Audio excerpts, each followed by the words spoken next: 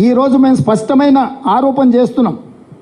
RSS భావజాలాన్ని, RSS యొక్క మనువాద సిద్ధాంతాన్ని భారతీయ జనతా పార్టీ అమలు చేయడానికి రిజర్వేషన్ రహిత దేశంగా ప్రకటించడానికి 400 సీట్లు కోరుకుంటున్నారు.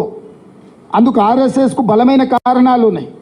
హిందువులల్లా కులాలు ఉపకులాలుగా ఉంటే హిందువులు మొత్తం ఏకంగా ఉన్నారని చూపించడానికి ఇబ్బంది వస్తుంది. కాబట్టి హిందూ జాతిలో దళితులుగా, గిరిజనులుగా, బీసీలుగా, ఓబీసీలుగా, బీసీ ఓబీసీలలో ఉపకులాలు, దళితులలో ఉపకులాలు, గిరిజనులలో ఉపకులాలు ఉంటే ఇవి వివిధ తెగల కింద వస్తే ఈ మొత్తాన్ని ఒక హిందూ సమాజంగా చూపించడానికి ఇబ్బంది అవుతుంది. కాబట్టి రిజర్వేషన్లను అన్నిటినీ రద్దు చేసి ఈ మొత్తం హిందూ సమాజం అని చూపించాలన్న ఆలోచనతోని ఆర్ఎస్ఎస్ తమ ప్రణాళికను సిద్ధం చేసింది.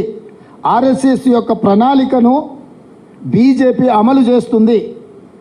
3 తలాక్ కావచ్చు, 370 ఆర్టికల్ కావచ్చు, యూనిఫామ్ సివిల్ కోడ్ కావచ్చు, సిటిజన్ అమెండ్మెంట్ యాక్ట్ కావచ్చు, కశ్మీర్కు సంబంధించిన విషయాలు కావచ్చు, ఇతర ఎన్నో విషయాలు ఆర్ఎస్ఎస్ యొక్క ఆలోచన విధానాన్ని గత 10 సంవత్సరాలలో నరేంద్ర మోడీ, అమిత్ షా గారు అమలు చేసుకుంటూ వచ్చిండ్రు. ఇది గతము మన కళ్ళ ముందర ఉన్న ప్రత్యక్ష ఆధారాలు.